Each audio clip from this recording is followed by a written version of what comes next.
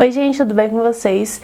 Eu sou Letícia Lee e sejam bem-vindos a mais um vídeo aqui do canal Crimes Verdadeiros.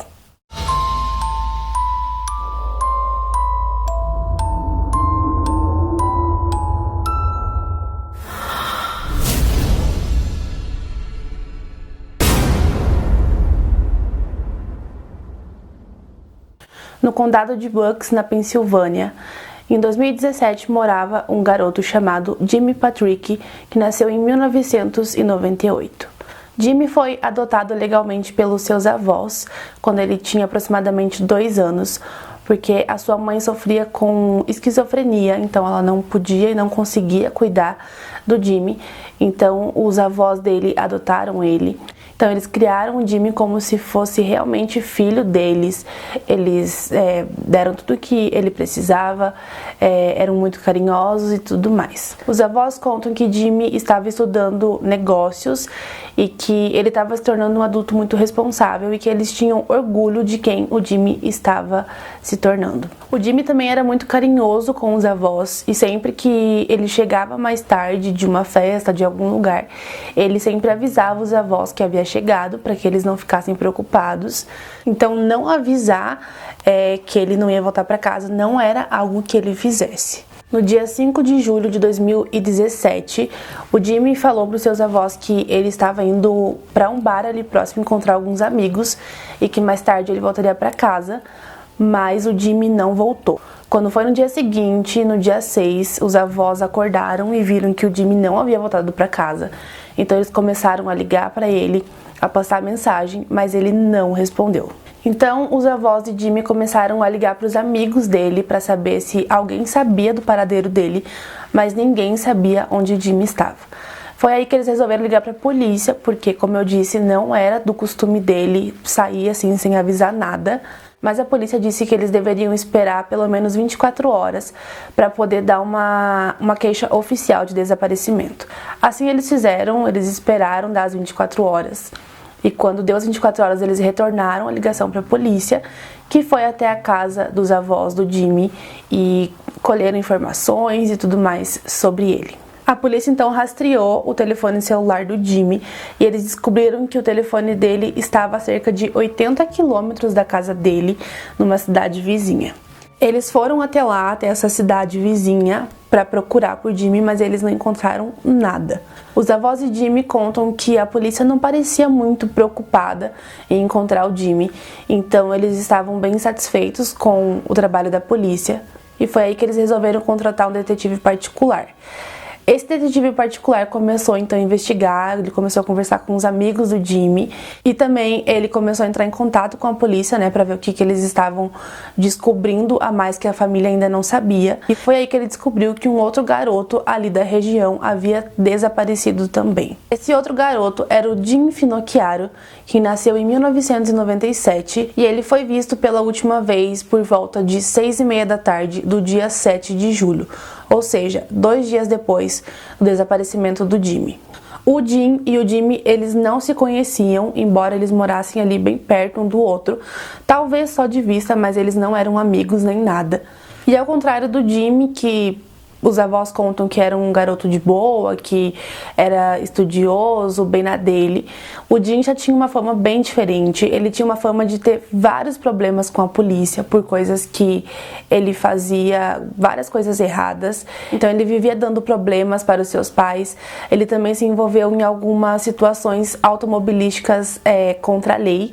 E isso fez com que ele ficasse fichado várias vezes pela polícia e fosse conhecido, inclusive, dos oficiais que faziam as rondas por ali. Porém, os pais do Jim disseram que ele estava melhorando, ele havia conseguido um emprego há algum tempo e ele não faltava o trabalho, então depois que ele conseguiu esse emprego ele estava se tornando muito mais responsável e os pais dele acreditavam veemente nisso.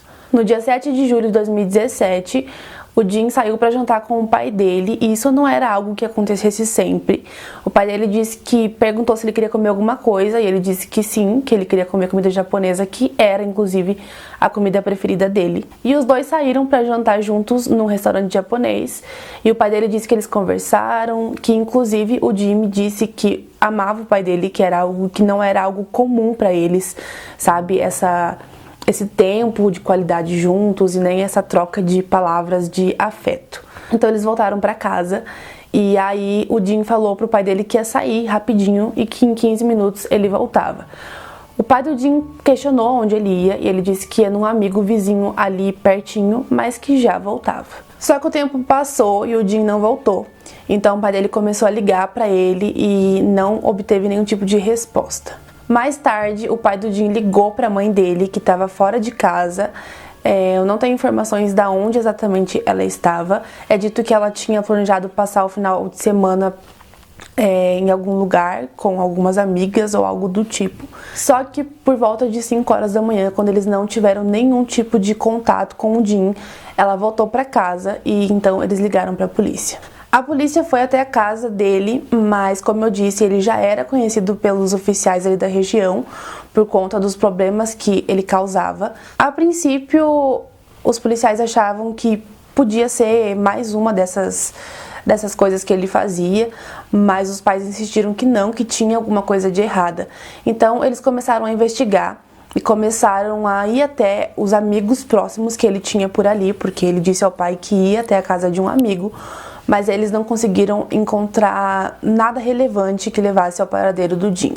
O único amigo ali que eles não conseguiram contato foi o Cosmo DiNardo, que inclusive os pais do Jim nunca tinham ouvido falar desse amigo. O Cosmo DiNardo nasceu em 21 de janeiro de 1997 e ele era de uma família bem-sucedida ali da região de Bucks, na Pensilvânia. A família dele tinha várias empresas, também várias propriedades, e o Cosmo era conhecido ali pelo pessoal da idade dele por ser um cara muito louco e também por ser um traficante. O Cosmo, supostamente, segundo a sua família, enfrentava alguns problemas mentais. É dito que ele tinha um histórico de surtos de raiva que ele tinha frequentemente, inclusive ele já tinha sido expulso da escola várias vezes por conta dessas situações. Em 2016, inclusive, ele começou a fazer um tratamento para transtorno bipolar, esquizofrenia e para depressão. Ele chegou a ser internado num hospital psiquiátrico por um tempo, mas ele foi liberado algum tempinho depois.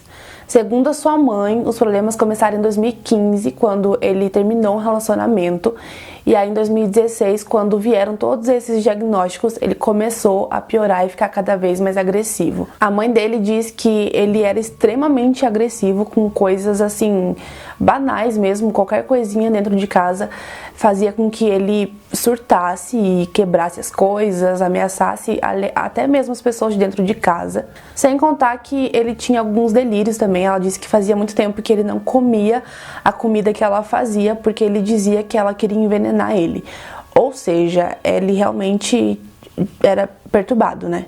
Então a polícia não conseguiu falar com o Cosmo, esse garoto que eu acabei de contar da vida dele pra vocês, mas eles resolveram rastrear o telefone do Jim para tentar descobrir onde ele estava.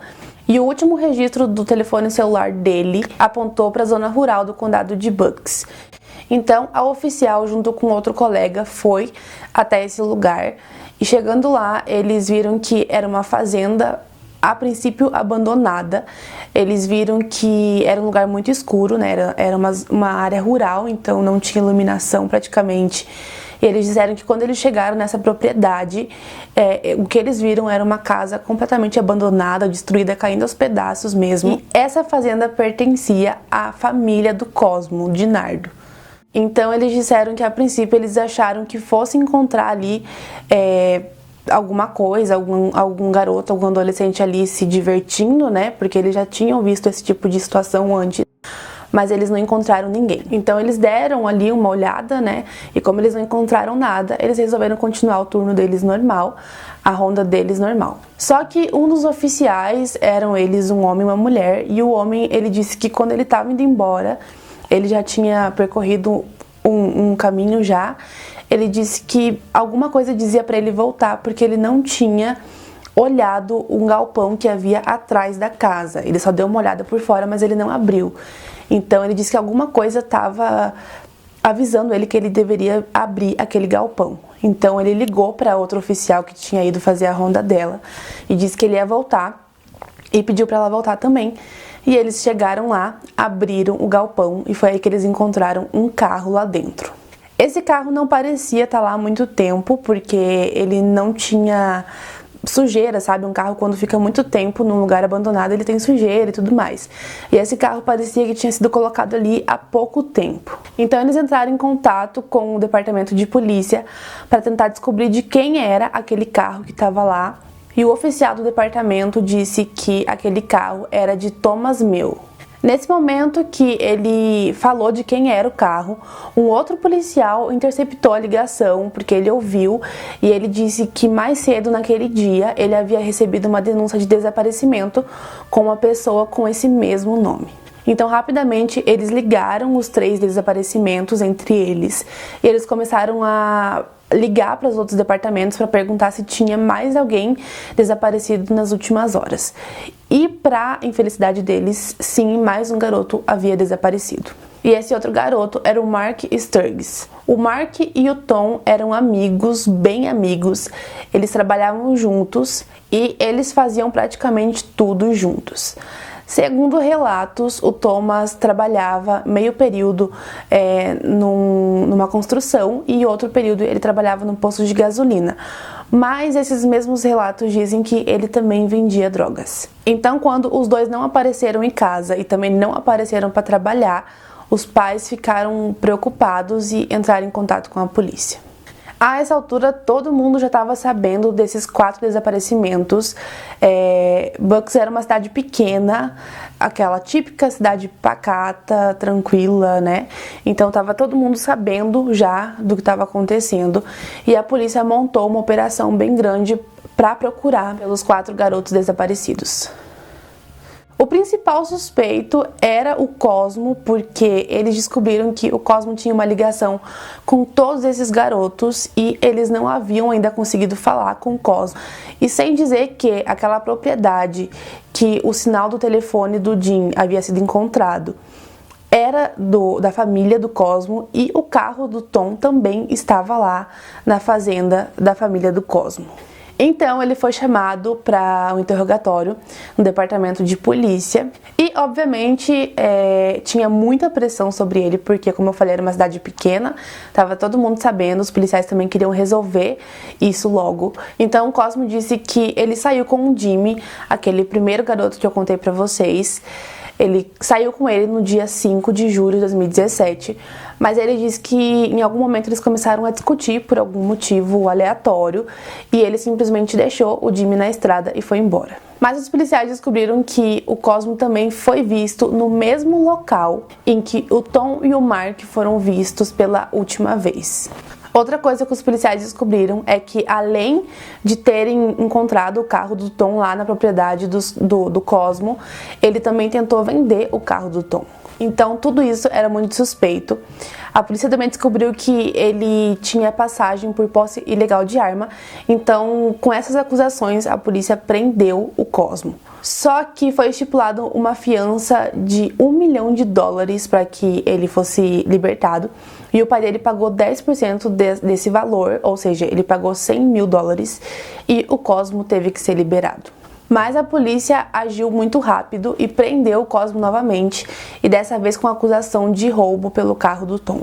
Então, no dia 12 de julho de 2017, a polícia foi novamente até a propriedade dos Dinardos e eles se depararam com uma pilha de pedras lá na fazenda. Então, eles começaram a tirar aquelas pedras de lá, depois de escavar cerca de 2 metros de profundidade abaixo do nível ali, né, da terra. Eles encontraram um tanque de combustível. Nesse tanque de combustível tinha apenas um tênis, mas embaixo do tanque de combustível tinha um plástico azul. E foi ali que eles encontraram os restos mortais do Mark, do Jim e do Tom. Porém, eles não encontraram o corpo do Jimmy. Então, depois que isso aconteceu, o Cosmo finalmente confessou tudo o que havia acontecido. E durante uma longa confissão que foi toda gravada, ele disse aos policiais que ele matou o Jimmy, a sua primeira vítima, em legítima defesa. 2 dias depois, o Cosmo teria pegado o seu primo, o Sean, e teria colocado na caminhonete dele. O Sean era primo de segundo grau do Cosmo, eles eram muito próximos, eles tinham a mesma idade e o Sean também tinha alguns problemas de comportamento, assim como o Cosmo. Então os dois teriam pego o Jim, supostamente para que eles fizessem uma transição ali, né? Eles iriam vender drogas pro Jim. Então eles teriam ido até a fazenda dos Dinardos para fazer isso. Mas chegando lá aconteceu alguma coisa que o Cosmo não deixou claro e ele disse que o Sean pegou e atirou várias vezes na nuca do Jim.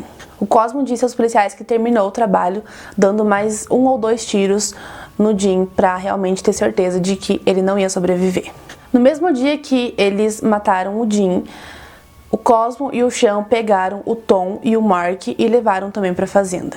O Cosmo atirou na coluna do Tom, a sua terceira vítima, que acabou caindo e ficou ali paralisado. E enquanto isso, o Mark tentou fugir e acabou acertando o Mark também. Então o Cosmo viu que ele estava ficando sem munição e foi aí que o Cosmo pegou a retroescavadeira e ele passou por cima do Tom, que ainda estava vivo, e gritando que não estava sentindo as pernas dele. Foi nesse momento que o Cosmo disse aos policiais que na mesma hora que ele passou com a retroescavadeira por cima do Tom, ele morreu instantaneamente. E ele ainda deu risada do Mark, dizendo que ele era engraçado correndo, tentando fugir porque ele era gordo.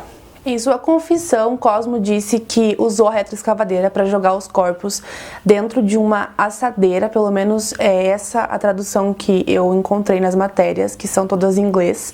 Então ele encharcou os corpos com gasolina e ateou fogo. Depois disso, o Cosmo e o Sean, seu primo, voltaram para casa e é dito que eles ainda foram lanchar. Depois, para finalizar, ele disse que no dia seguinte ele voltou para a fazenda e ele, com a retroescavadeira, ele cavou, né, aquela vala de aproximadamente 2 metros ali de profundidade, envolveu os restos ali dos corpos com aquele plástico azul e colocou lá dentro, que foi onde os policiais os encontraram. No final da confissão, ele ainda disse aos policiais que ele não sabia porque ele tinha feito aquilo, então ele começou a chorar e ele disse que ele acabou com a vida dele por nada. Em maio de 2018, o Cosmo se declarou culpado de 4 acusações de assassinato em primeiro grau e acusações relacionadas que incluíam roubo, conspiração e abuso de cadáver. Para evitar a pena de morte, o Cosmo fez um acordo com a justiça. Ele concordou em mostrar à polícia onde ele havia escondido o corpo do Jimmy, que foi a 800 metros das outras 3 vítimas, também numa vala com cerca de 3 metros de profundidade. Em 16 de maio de 2018, Cosmo foi sentenciado a 4 penas consecutivas de prisão perpétua. O seu primo Sean foi sentenciado à prisão perpétua sem a possibilidade de liberdade condicional em 15 de dezembro de 2019. E esse foi o caso de hoje, gente. Se você chegou até aqui, deixa um like aqui pra mim, tá bom? Se inscreve no canal se você ainda não for inscrito. Ativa o sininho também pra você não perder os próximos vídeos. Lembrando que nós temos agora vídeo toda quarta e toda sexta-feira. Comenta aqui embaixo o que você achou do caso e também me deixa aqui embaixo sugestões de vídeos que eu anoto todos e começo a pesquisar e fazer os roteiros para trazer, tá bom? Então se você já sugeriu algum vídeo aqui, já tá anotadinho, e se você não sugeriu ainda, coloca aqui embaixo pra mim, tá bom? É isso, gente, me segue no Instagram, vou deixar passando aqui na tela pra vocês e nós nos vemos semana que vem, quarta-feira, no próximo vídeo. Até lá, tchau!